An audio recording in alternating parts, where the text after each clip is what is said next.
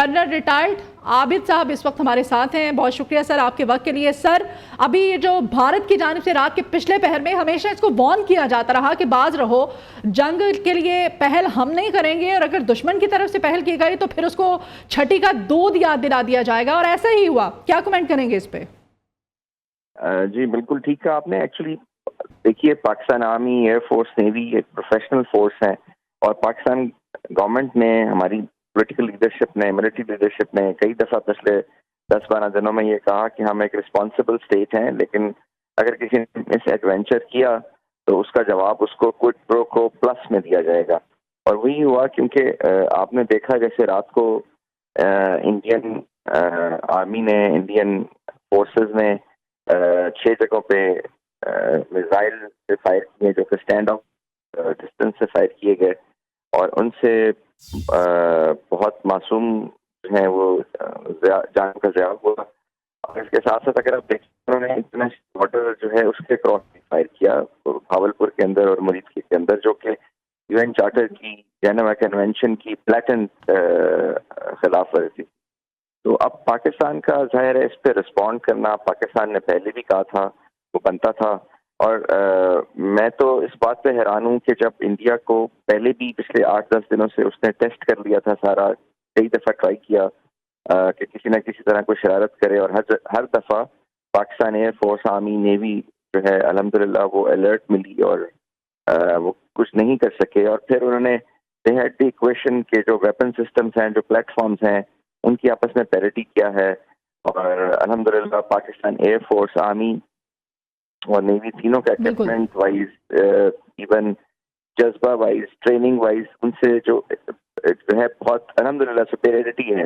और ये उसको उनको भी अंदाजा था, और वो रात को डेमोन्स्ट्रेट हुई, जिसमें पाकिस्तान एयरफोर्स ने 5 एयरक्राफ्ट गिरा दिए, पाकिस्तान आर्मी ने बहुत सारी उनकी जो पोजिशंस हैं, लोकेशंस हैं, उस पर फायर रेड किए, उनको डिस्ट्रॉय किया, उनकी पोस्ट को।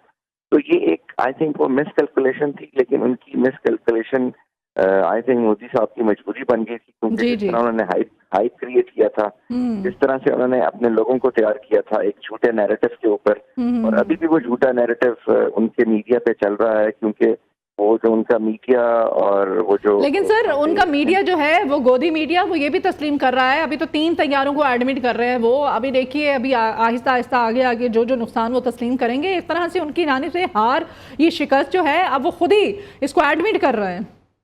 जी बिल्कुल ठीक है आपने, क्योंकि जाहिर है अब वो जो डिबरी जो उन जहाज़ों की जब गांव में और लोगों के सामने गिरी हुई है, तो वो उसको छुपा तो सकते नहीं है, लोगों ने देखे हैं वो चीज़ें। लेकिन बात यह है कि ये एक्चुअली देखें, पाकिस्तान और इंडिया के बीच में कोई समंदर नहीं है, ये eyeball to eyeball forces हैं। और ये कोई, आपने देखा जब कोल्ड वॉर थी तो 2 एटॉमिक मुल्क जो थे उस वक्त, यूएसएसआर और अमेरिका, उनके दरमियान में समंदर आते थे, लेकिन यहाँ तो वो नहीं है। तो ये एक बहुत ही गैर जिम्मेदाराना बिहेवियर है इंडियन आर्मी का, इंडियन लीडरशिप का। जी। तो एटॉमिक पावर्स को इस तरीके से ब्रिंक पे ले आना, और फिर ना सिर्फ ब्रिंक पे ले आना, बल्कि खुदा ना खास्ता अगर जंग की एस्केलेशन होती है तो खाली वो पाकिस्तान इंडिया तक महदूद नहीं रहेगी, पूरा रीजन उसके अंदर आ जाएगा जी। तो और उसके साथ साथ देखें कि इंडिया इस वक्त एक टेररिस्ट स्टेट है, एक पराया स्टेट है, जिसने पाकिस्तान की पानी को बंद किया, जो कि आप ह्यूमन राइट्स को अगर आप कंसिडर करें, आप इंटरनेशनल लॉ को कंसिडर करें, जेनेवा कन्वेंशन को कंसिडर करें, तो आप किसी का पानी, कोई मुल्क अपने रिपेरियन नहीं बंद कर सकता। जी। और लेकिन वो ये सारे इक़दाम फिर पाकिस्तान की सोवरेनिटी को वायलेट करते हुए सिविलियन के ऊपर हमला करना, तो वो एक बहुत ही इररिस्पॉन्सिबल और बहुत ही एक एक्सट्रीम राइट की स्टेट बन चुकी है, जिसके पूरी मेंटेलिटी जो है वो हिंदुत्व की है।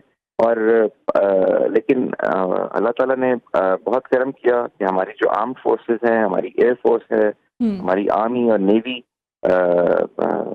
इनकी जो डेमोन्स्ट्रेशन है, जितनी कैलकुलेटेड और जितनी प्रोफेशनल है, पूरी दुनिया इनकी तारीफ करती है। और तारीफ प्रोफेशनलिज्म से वजह से करती हैं, और उस रिस्ट्रेन की वजह से करती हैं, और उस रिस्पॉन्सिबल एटीट्यूड की वजह से जो हमेशा से हमने डेमोन्स्ट्रेट किया है। ठीक है। और अभी इन्होंने अपनी जो चेक पोस्टों पर अब सफ़ेद झंडे लहरा दिए हैं, एक तरह से इनकी जानिब से शिकस्त जो है उसको तस्लीम किया जा रहा है। अब अगर हम अपनी फोर्सेस की इस बरवक्त और ये जो जवाबी हमला है इसने उनको अभी वक्ती तौर पर तो चुप करा दिया है, आइंदा आने वाले अगर हम वक्तों में देखें तो हमें मजीद किस तरह की तैयारी अपनी जवाब रखनी चाहिए ताकि दुश्मन को मजीद मुंह तोड़ जवाब दे सकें? देखिए, उन्होंने इंडियन जो प्राइम मिनिस्टर हैं, उन्होंने अपनी security cabinet committee on security जो है उसकी मीटिंग 10 बजे के करीब कॉल कर ली है और उस पर उनकी जो आर्मी है और एयरफोर्स है उनको अपनी असेसमेंट देगी। जाहिर है वो बाहर तो लोगों को कुछ और कह रहे हैं कि जी हमारा जो ऑपरेशन सिंदूर था वो बहुत कामयाब रहा, जी जी जी। हमने वो तो 9 जगह बता रहे हैं कि 9 जगह हमने बिल्कुल डिस्ट्रॉय कर दी हाँ टेरर हाँ का। हाँ। खुदा न खास्ता जो जिसको सो कॉल्ड टेरर उनकी जो डेफिनेशन है उसकी हमने बिल्कुल कला कमा कर दिया। तो लेकिन जो एक्चुअल असेसमेंट उनको 10 बजे मिलेगी, इस वक्त वो पकड़ाए में है। और मैं कुछ अर्सा 4-5-6 दिन पहले की बात है, मैं एयरफोर्स के एक बहुत सीनियर ऑफिसर, उनसे मेरी मुलाकात हुई। जी जी। वो मुझे बता रहे थे कि मैं J-10 और JF-17 के पायलट से मिला हूँ और अब मुझे इंडियन एयरफोर्स पे तरस आता है। तो मैंने उनकी वो बात सुन के मैं जो है वो बहुत खुश भी हुआ था और इससे मुझे अंदाजा, हम सबको ये अंदाजा हो जाना चाहिए कि जो हमारे यंग सोल्जर्स हैं, जो हमारे प्रोफेशनल फोर्सेस हैं, जी जी। वो बिल्कुल तैयार हैं।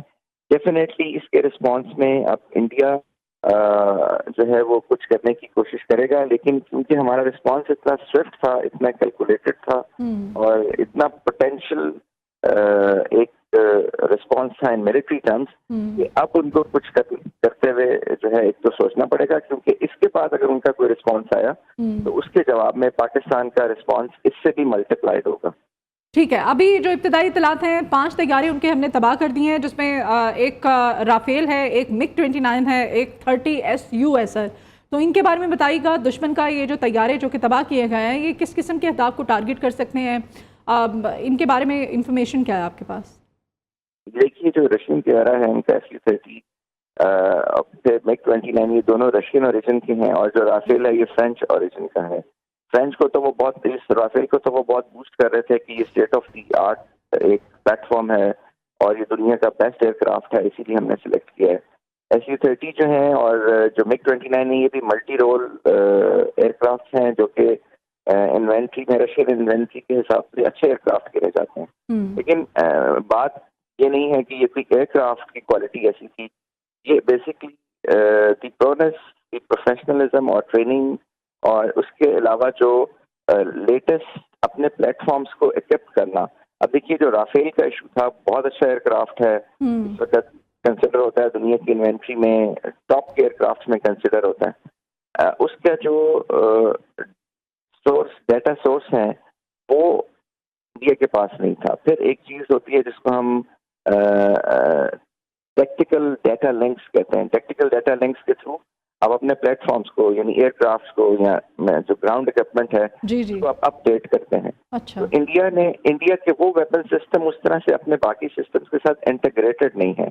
पाकिस्तान ने और पाकिस्तान एयरफोर्स और पाकिस्तान आर्मी, अब देखिए, और ये वही राफेल हैं कर्नल साहब, आपको याद होगा जो कि दुश्मन की जानिब से जब LOC पर छोटी मोटी छेड़खानी का सिलसिला जारी था तो इन्होंने जम्मू कश्मीर की जो फिजाई हदूद हैं उनमें इन्होंने दखल अंदाजी करने की कोशिश की थी और फिर इनको भागने पर मजबूर कर दिया गया था फोर्सेस की जानिब से।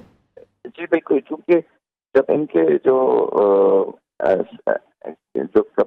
सिस्टम्स हैं वो जब उनको जैम किया गया तो इनको ज़ाहिर है पता चल गया अंदर बैठे हुए पायलट को, तो फिर दे रैन अवे और दे लैंडेड श्रीनगर एयरबेस पे। तो एक्चुअली ये जो पाकिस्तान एयरफोर्स वो एयरफोर्स है जिसका अपना इंडस्ट्रियल कम्प्लेक्स है, पाकिस्तान आर्मी का अपना इंडस्ट्रियल कम्प्लेक्स है। सो वो इसीलिए जो मैं बात कर रहा हूँ टेक्निकल डाटा लिंक्स जी जी और जो सोर्स कोड्स है उनकी जो बात कर रहा हूँ, तो हमें वो अब क्योंकि अपने पास है, किसी से मांगने की जरूरत नहीं है। हमने अगर अपने प्लेटफॉर्म्स को अपग्रेड करना है तो वो इवन जंग की रात को भी अपडेट हो सकते हैं। तो इसलिए जो हमारे JF-17 है, जब उसके ऊपर लेटेस्ट मिसाइल लगे हैं तो अब वो राफेल से उनकी जो वॉर कैपेबिलिटी है, फाइटिंग कैपेबिलिटी है, वो बहुत बेहतर होगी। और यही रीजन है, आप देखिए कि अल्हम्दुलिल्लाह हमारे किसी एयरक्राफ्ट को, किसी जवान को, किसी जो हमारी मिलिट्री एंटिटी है उसको नुकसान नहीं पहुंचा। और आप जैसे कह रही थी अभी कि इंडियंस ने अपनी पोस्टों पे सफेद झंडे लगा जी दिए। हाँ, ये तो जूरा ये चेक पोस्ट है इनकी कर्नल साहब, जहाँ पर इन्होंने लहरा दिया झंडा। जी बिल्कुल जूरा पे लहरा दिया है, क्योंकि वो जाहिर है जो हमारा ग्राउंड रिस्पांस था वो भी इतना कैलकुलेटेड और इतना इफेक्टिव था कि वो अपनी पोस्टें छोड़ने पे, मजबूर वहां हो से भागने पे जी मजबूर हो गए। जी।